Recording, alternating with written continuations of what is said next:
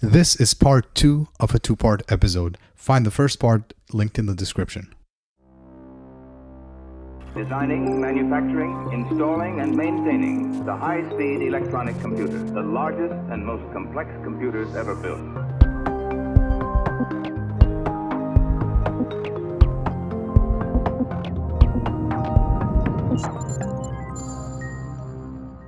So I was going to go back to something I heard you say earlier, which it sounded like a bit of a personal philosophy that I wanted to dig into. Is you kind of said get shit done. Is that like a is that like a thing you do? Like sometimes, um, you know, I think let's see. This is going a bit into work style and out of formal methods, but like you started a company, right? Like you like did you just go do that? Like what? How did you just woke up one day and said I'm gonna do a company? Well, it was a series of events that led to the company starting, but people tell me everything is caused by a series of events. um, but essentially, what happened was, well, I think for me, yeah, I mostly I commit to things very quickly after thinking about them very fast, and then I follow through, and so that's kind of how it happened. So it was early 2018. I got an invitation to speak at Davos at the World Economic Forum, and which was very cool. It was a great opportunity, and there I got the chance to talk to a lot of C-level executives from different companies. And for my whole career up until then, like nobody cared about cybersecurity and absolutely nobody cared about privacy. Because when I started my PhD, people would say things like, "Oh, that's interesting. How did you pick privacy? Is Facebook going to matter in 10 years? Who's going to, isn't privacy just going away?" And so I'd kind of, my bet was in 10 years people are going to care about this, and that was 2008. And so everyone has those things they say, so you don't really think they're going to come true. But here I was, it was 2018, and I was talking, and even cybersecurity, before that people were like, huh, like does that even matter? And here I was in 2018 talking to these C-level people, and they all said, what, you do cybersecurity? That is very important these days. And this just, this blew my mind. And then they said, have you looked at GDPR? Because this was in Europe, there are a lot of European executives, and they said, well, we really need to know where our data goes in our software now. And I was just like, what is going on? And so this was such a different ambiance than I had ever existed in before, that I felt it was very important to take note. But I think that, so that was kind of the proximal trigger for all this. But I think for a very long time, I'd sort of concluded that for some of the impact I wanted to make in technology, I would probably want to start a company at some point. So in the early 2010s, I got very interested in entrepreneurship. I spent a lot of time looking at other kinds of other tech transfer stories. I concluded that the one kind of tech transfer I could do is based on the work that I actually know and care about. And so I concluded at some point that if I started a company, it would have to be very much around programming, software tools, programming, guarantees, things like that. And in 2015, I actually started an accelerator with my friend, because I was like, well, if I'm going to do this one day, I have to know what it means. And so we got a VC firm to give us some money and commit to giving us office space, where we sourced teams in the cybersecurity space. Initially, it was cybersecurity research, like PhD kind of people, and then they would give initial funding and office space and the network to help them. And so then I learned, okay, if I want to do something in the cybersecurity space, it has to be tied to regulatory shift, because nobody cares about security otherwise. And ideally, it has to be tied to some kind of technological shift where people are looking for new tooling anyway. And so that kind of set the scene for and primed me for 2018, when I realized, oh my God, there's this major regulatory shift that's happening. I should really look into this. And so at that point, I was 2 years into my tenure track position at Carnegie Mellon. It's not really the time you just, take a sabbatical. Like, you don't get a sabbatical 2 years in. You also don't have a lot of momentum. So I had just raised like a couple $1 million, where I was the lead PI on those grants. Like, it was a lot of work to get that money. I had just recruited some students, some postdocs. It was really not a decision I took lightly, because I recognize at that point, if you take a leave, you're pretty much winding down your entire momentum. It's pretty much like you're leaving academia. So then I was like, okay, this is a big decision, but if it's an even bigger opportunity to actually start my company at this point, then I have to take that. So then I spent that spring kind of going through my entire LinkedIn, calling everybody who would take a call from me and asking them what they were doing with their data, what their software situation is, and really assessing the situation. Mid-spring, I had gotten enough confidence that I filed for leave, at which point I decided it was irresponsible not to tell my students. So I was like, hey guys, I'm thinking about doing this. You should probably figure out a co-advising situation. Let's make sure you're okay. And then when you file for leave, you have to switch over your teaching requirements for the fall and all that stuff. So then by the time you file for leave, you're pretty much committed to taking a leave, whether or not they approve it, if you go about it responsibly. And so then I was like, well, all right, I have no job in the fall, so I should probably give up my apartment. Um, and so I convinced my friend to take my apartment, and then I had nowhere to put my furniture. So I had to sell him my furniture as well. And so at one point, it wasn't that I had committed to doing the company, but in order to make it so that I could do the company, I had nothing left. I had no group, I had no house, I had no furniture. And so it was in some ways it was the easiest decision I have ever made, because I think the worst kind of decision is one you make too quickly and then you regret it, or one that's not really like a firm decision where you're like, all right, I'm like halfway doing this company and I'm halfway doing this professor job. But for me, I was like, well, I can't do it in Pittsburgh because there's not enough customers here, and I can't do it at the same time as running a group because my group is not far along enough, because like I was spending 300% of my time on my CMU job. There's no way I could have kept that momentum going like that early into a tenure track job. So it was I was forced into a series of decisions that made the ultimate decision very easy in some way. But it sounds like it was a path you put yourself on. That's Yeah. a micro version of that. Is like with this podcast, we just started going out and doing interviews because I wanted to put I wanted to put us in the situation where it's like if we don't get this episode done, we're gonna let Gene down. We're gonna let all Yeah, these other yeah, people no, we're yeah, interviewing it's down. definitely It's true. like, It's one of those things where you're like, all right, I'm gonna do this next thing because I want to, and then you're like, yep, there's no going back now. So I think at every point it was like, let's do it, and then at the end it was like, here I am. yeah, it's great to play these tricks on yourself where you're like, you know what, I'm just gonna take this like easy step, but that's gonna kind of force the hard Yeah. step event. Like we know what the end game is here, right? One of the limitations I see in that I'm a bit envious of you, although you've earned this through hard work, is basically like exposing yourself to lots of problems. Basically, it's really hard to reach out to like this going after your entire LinkedIn network thing is Yeah. like you made it sound like, oh yeah, like it's just something you do, but like that is hard. Like it's hard to start so many of these conversations. It's hard to ask people for things, and then it's like you have to wrap your head around like all these different problems that people come at from different ways. But like in the end, it seems like it's really crystallized your idea of what you need to do. Yeah, well, I think we're still testing and iterating, but I think yeah, the product work that we've been doing has really been helpful. And to be very honest, you had a question in the doc about what's the reason you're doing this in a company rather than academia, and I think my short answer is the product work and the user research, and all the things where in a paper it's like 2 paragraphs of your introduction, or it's in the two sentences of the impact of this and your conclusion. But I think that like that work to me is really satisfying, to be able to actually justify this is who's going to use it. And I think you guys at Galileo, actually, I've been envious of your stuff for a long time, because you get real contracts of people with real problems, and then you guys get to do like the really cool technical stuff. I think that's an awesome model. And I think for me, the kind of problems I was always interested in, this like, at scale thing, is like, well, you kind of have to talk to a lot of people to understand those problems at scale. No one's coming to you with a big contract like, hey, every developer in the world banded together and they're all chipping in 2 cents, so here you go.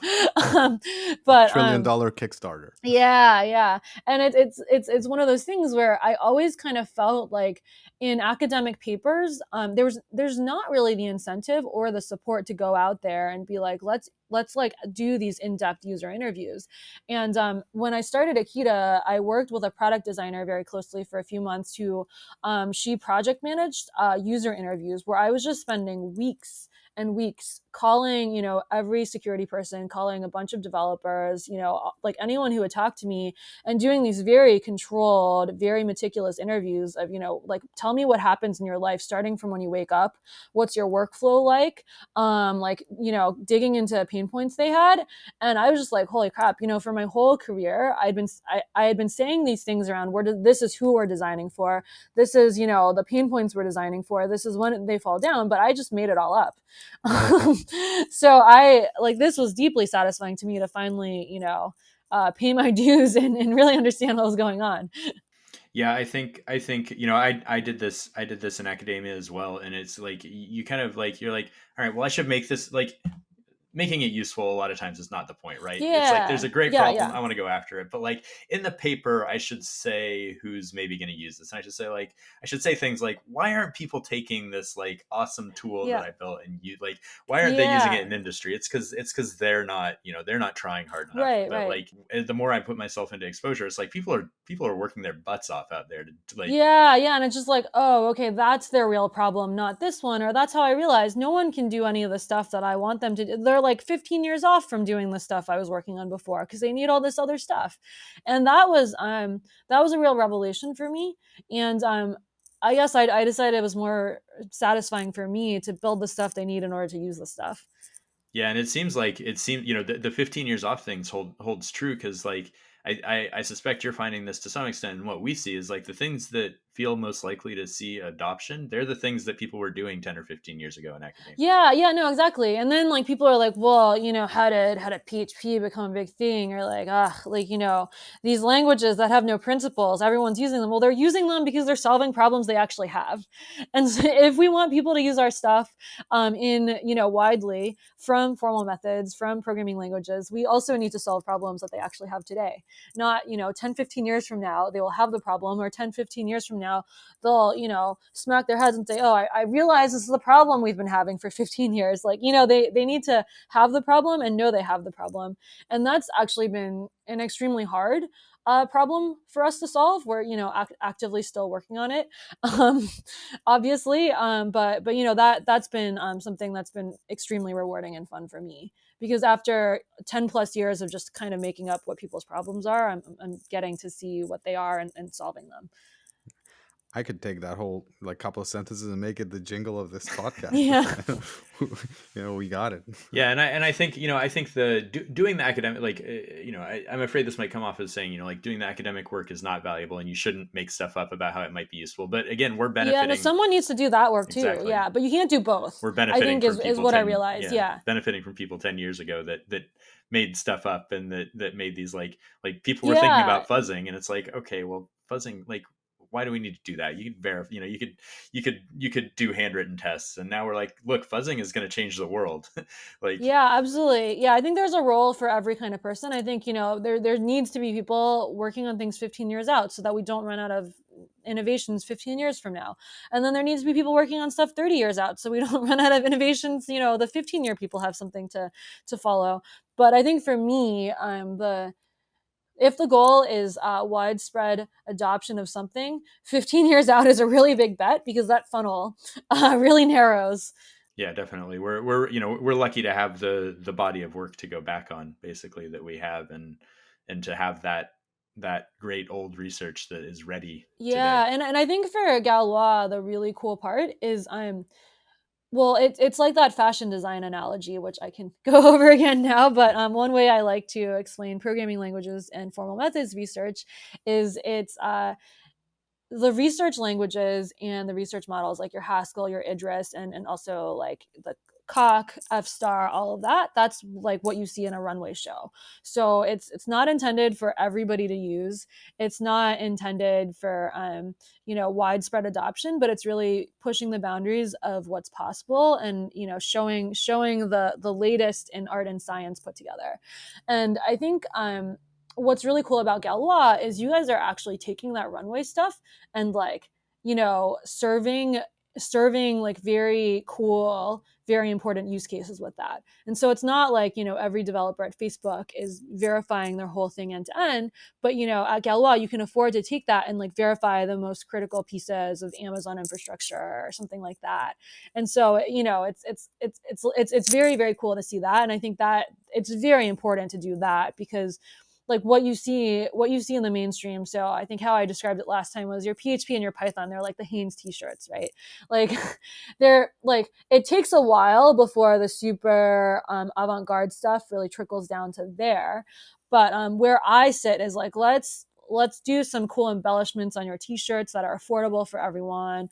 Let's give you an affordable jacket to wear with that t-shirt. But if it wasn't for all the work that came before, there can't be a trickle down. And how I spent my career earlier was I worked on, super avant-garde stuff. Yeah, like if we could have refinement types on our things, we can just like generate all of our access checks. Who needs to write them anymore? But it's just a completely different game if you're trying to bring this technology to everybody. I love this analogy, because even for kind of formal methods people, it's a good kind of analogy to explain, like, okay, some of this stuff may not be completely applicable to like the Yeah, everyday like programmer. no one, like not, well, I mean, like if you look out the window, no one is probably going to be wearing like, complete face covering, like head to toe gold, or like the snakes all over their bodies or whatever they're doing. But, someone should be doing that. And yeah, someone responded to one of my tweets with, have you guys watched The Devil Wears Prada? I haven't. Not recently, Okay, well, not yet. so there's a scene where Anna Wintour, she's this like, Vogue editor in chief, really big fashion person. She's talking to her new assistant, played by Anne Hathaway, and she's like, Anne Hathaway's just kind of giggling. She's like, everything looks the same to me, whatever. And Anna Wintour is like, oh, you think this doesn't apply to you? And she takes her sweater and breaks down the shade of the blue and gives the entire history of like, this designer first introduced this color, this designer did this with it, and then like a bunch of other stuff happened. You probably found this in a bin somewhere and you don't care about it, but this, even the sweater you're wearing has history. And every single construct and every single mainstream language, if we think about it, came from somewhere. Every single tool that people are using today came from somewhere.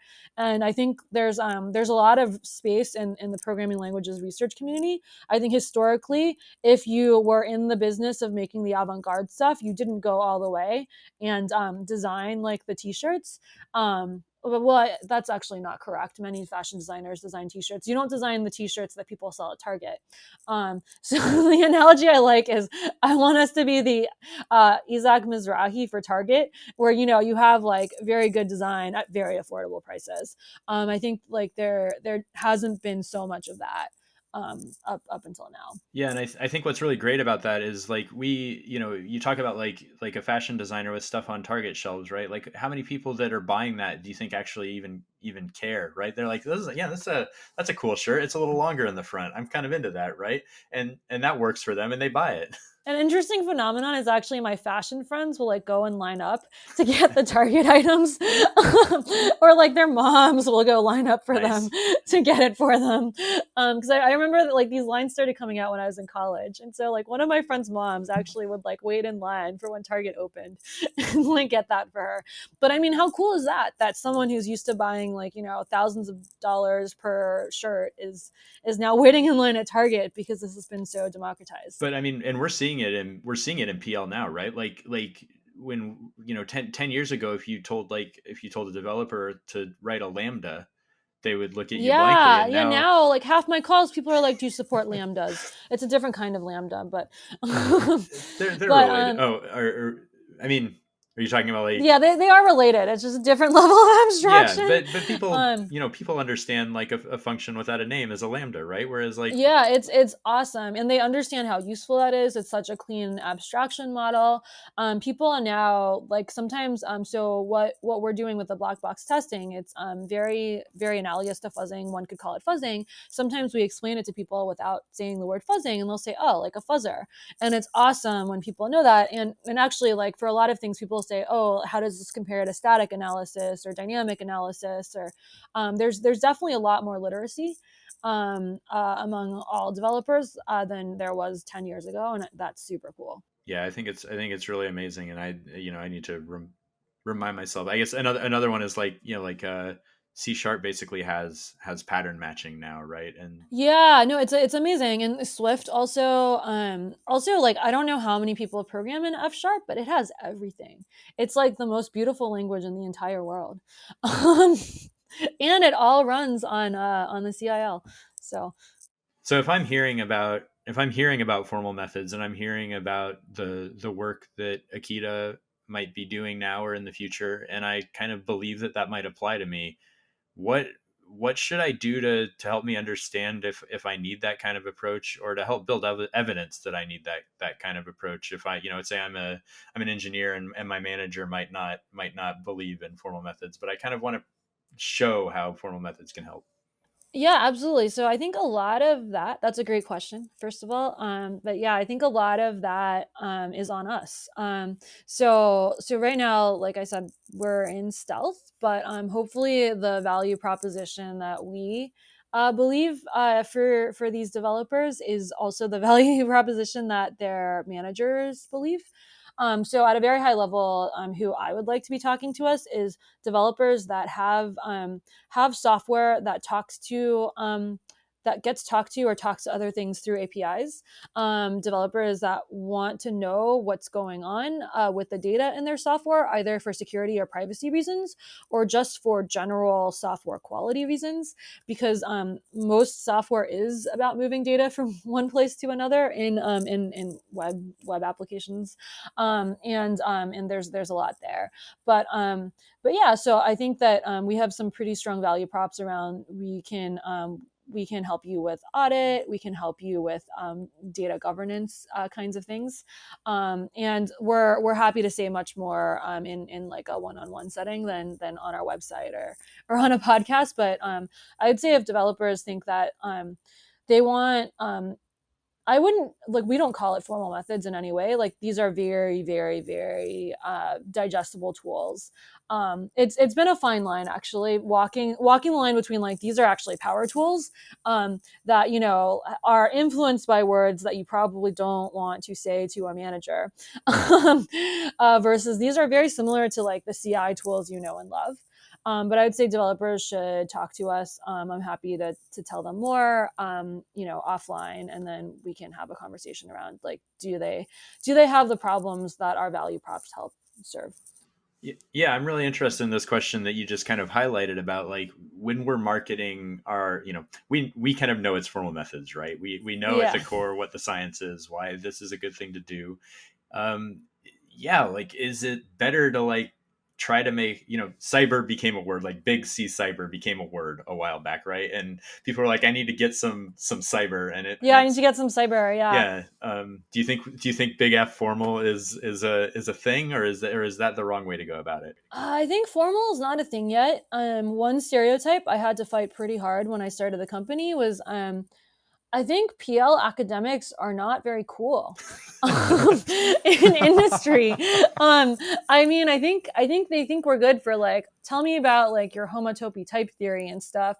But the minute I was like, hey, so I can build you some tools that you'll use, they're like, oh, because they, like, what do people associate with PL academia? Like, kind of terrible developer experience. You probably need like a few medals and math Olympiads to understand the output of the tool, and all this stuff. And so like I think it's been great for people are happy to commission some PL academics to prove something for them, But if we're starting to put ourselves behind the tools that they're going to use, I think there's a lot of skepticism. And so what we've been trying to do is work on extremely easy product design. So my third hire was a product manager who came from Twilio, which is like the most developer friendly company ever. And so I think there was definitely a very long period where someone had he had worked with had previously worked with academics and told him like, oh no, it's like terrible, man. So like I try to talk to them and I can't understand what they're saying. They don't come to things, like they have no agenda and they're just like going like this all the time. And so I think there was definitely a period of time where I had to be like, no. Like I think one time we had a meeting where he was like, so you want to do things, right? Like we want to ship code. And I said, yeah, we absolutely want to ship code. But there's I think there's definitely some major skepticism um, to academics, shipping tools that people use at large. I do not think it is done very often, but that's what we're trying to do here. Yeah, we used to encounter that a lot, and so this divide, right? I think is where that problem, is mostly lives. Um, Yeah, it's two very different cultures, and I two think different cultures, there's a right? lot of things that are amazing about academic culture. I think the culture around inquiry, the culture around creativity, it's all great. But when it comes to programming tools, there's kind of an anti-user experience culture that, as programming language designers, it's very interesting to me, where it's like what like they should definitely be able to like write all these like 100-line proof terms by hand. uh, like, what do you mean we should get some HCI people to take a look at this? But when I was at my first popple that I ever attended in 2009, Greg Morissette, who's one of the big names in provable guarantees and software verification, he had said, I think programming languages people should be collaborating a lot more with human computer interaction people, because a lot of the problems in programming languages are actually how we interface with people. And that was something I thought about for years, and how I feel like I'm finally embracing that is just doing a ton of user research and making developer experience a first class value in our company. So on the other hand of this, right, we have like if we look at sort of what's happened recently with machine learning or blockchain or any of the other things that kind of have had moments recently, the companies have been banging on people's door. Like formal methods people to some extent out of blockchain have like been getting cold calls saying like come help me with my Yeah, it's blockchain. nuts. Can Yeah, we the see that for formal methods instead instead of of for blockchain? blockchain. Yeah, maybe blockchain is just our one win. Let's hope not. Yeah, the best and brightest minds of our generation all doing blockchain verification. Um, um, I mean, I hope so. I don't know, man. I think maybe we need a sexier name than formal methods. It seems like very elite. I think there's a lot of it is a marketing problem. I think programming languages like has always like the people come from philosophy and logic, which like aren't the most like we need to reach the masses kind of people. So I think there are some traditions against kind of meeting the people where they are. But I think software tooling is having a big moment right now. I think that Microsoft, they bought GitHub. They're like the developer tools company right now, and they kind of always were during my whole PhD too. I mean, MSR was like the place to be. I was obsessed with like pretty much every software demo I saw during my internships there. But like I think for a while it was kind of like the research thing, but I think that stuff has really been trickling into Microsoft. The whole as a whole, VS Code is a thing. So I think developer tooling is becoming a big thing. I think there's also more activity around testing. Maybe it's just my filter bubble, but fuzzing is very cool now. And I think